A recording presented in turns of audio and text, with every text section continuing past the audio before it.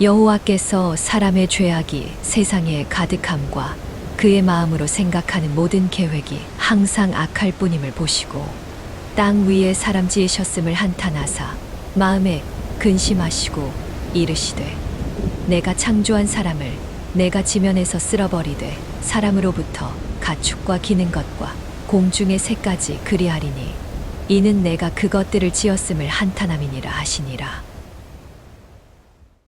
죄악으로 물든 땅에 하나님이 40일간 비를 내리셨고 150일간 땅에 물이 넘쳤으며 하나님의 말씀대로 방주를 만들어 탄 노아와 식구들 그리고 방주에 탄 동물들을 제외한 모든 것이 죽었다는 노아의 방주 이야기입니다. 오늘 우리는 약 4300년 전 실제 일어났던 이 사건을 통해 성경을 보다 깊이 이해하는 방법과 하나님의 구원과 심판이 일어나는 방식을 알게 될 것입니다. 성경을 문자 그대로 보고 믿어야 한다고 주장하는 사람들은 이 홍수 심판이 지구 전체에 일어났다고 주장합니다. 왜 그럴까요? 다음 성경 구절 때문입니다. 그때에 온 땅이 하나님 앞에 부패하여 포악함이 땅에 가득한지라. 물이 땅에 더욱 넘침에 천하의 높은 산이 다 잠겼더니 땅 위에 움직이는 생물이 다 죽었으니 곧 새와 가축과 들짐승과 땅에 기는 모든 것과 모든 사람이라. 온 땅을 지구 전체로 천하의 높은 산을 세상의 모든 높은 산으로 보는 것입니다. 그러나 지구 전체에 홍수 심판이 일어났다고 본다면 모순에 부딪히게 됩니다. 홍수 심판이 전체 심판이 아닌 이유 몇 가지를 들어보겠습니다. 전 세계 모든 지층에 동일한 시기, 대홍수의 흔적이 남아 있습니까? 2007년 5월 시베리아 반도의 한 들판에서 보존이 잘 된 냉동 상태의 아기 매머드가 발견되었습니다. 전 지구적 홍수라면 냉동 상태로 발견되기 어렵습니다. 땅 위의 생물이 지구상 모든 동물의 종을 말한다면 극지방의 펭귄과 초원에 사는 코끼리, 기린, 사자 등 현존하는 수많은 종류의 동물들을 모두 방주에 태워야 합니다. 노아의 8 식구가 약 5달 동안 1만 종이 넘는 종류의 동물들을 먹이고 관리하며 함께 살아가기란 불가능에 가깝습니다. 4300년 전 네 쌍의 부부만 남았다면 그들만으로 현재 75억의 인구를 만들 수 없습니다. 또한 이들로부터 다양한 인종이 갈라져 나갈 수 없습니다. 창세기 6장 4절에 등장하는 네피림 족속은 홍수 심판 이후 먼 훗날 민수기 13장 33절에 그 후손 아낙 자손으로 다시 등장합니다. 전 지구적인 심판이 아니었다는 얘기입니다. 창세기 7장 20절 물이 불어서 15규빗이나 오르니 산들이 잠긴지라. 15규빗은 약 6.8m입니다. 메소포타미아 지역은 큰 강이 만나는 평야지대로 쉽게 잠기는 지역이었습니다. 고대 메소포타미아의 길가메시 서사시에는 대홍수에 대한 내용이 나옵니다.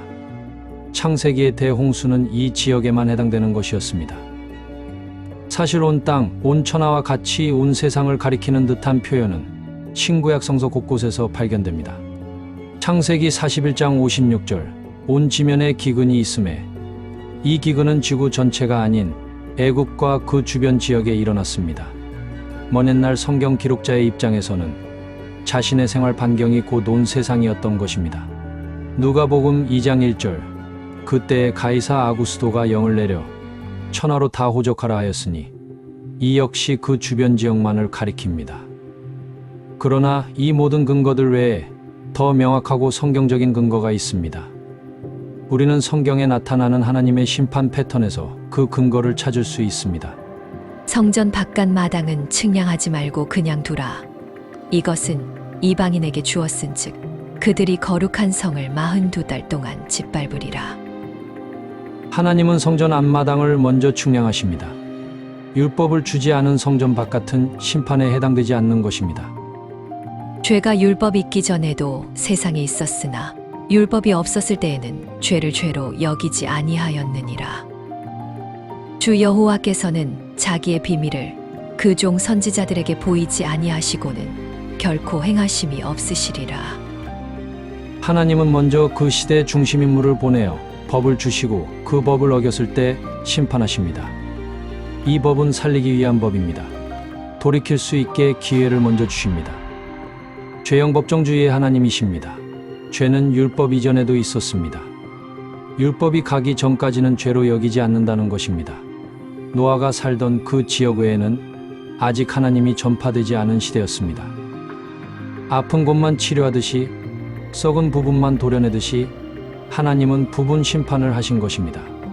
하나님을 알지 못하던 지구 반대편의 사람들까지 심판하신다면 공의의 하나님이라고 할 수 없습니다. 잘못을 했을 때 하나님은 항상 회복의 기회를 주십니다. 그 기회는 항상 사람을 보내시고 말씀을 전해주어 지켜 행할 수 있는 기간을 주시고 그것을 행하느냐에 따라 심판이 좌우된다는 것입니다. 왜 많은 사람들은 전체 심판이라고 이해하고 그대로 믿게 되었을까요? 문자에 얽매였기 때문입니다. 문자에 얽매이면 성경을 억지로 믿고 억지로 풀게 됩니다. 어떤 이들은 말합니다. 무조건 믿으면 되지 않느냐고 말입니다. 그러나 말씀을 제대로 모르고 믿으면 자기 생각대로 하나님을 믿게 됩니다. 자기 생각은 진리가 아닙니다. 또 하나의 우상입니다. 말씀은 곧 하나님입니다. 말씀을 제대로 모르면 하나님을 모르는 것입니다. 성경을 제대로 알고 믿는 것은 우리의 운명이 달려있는 중요한 일입니다. 성경은 먼 옛날 신앙의 조상들에게만 일어났던 신화 같은 이야기가 아닙니다. 지금 나를 향해 말씀하시는 하나님의 음성, 진리 그 자체입니다.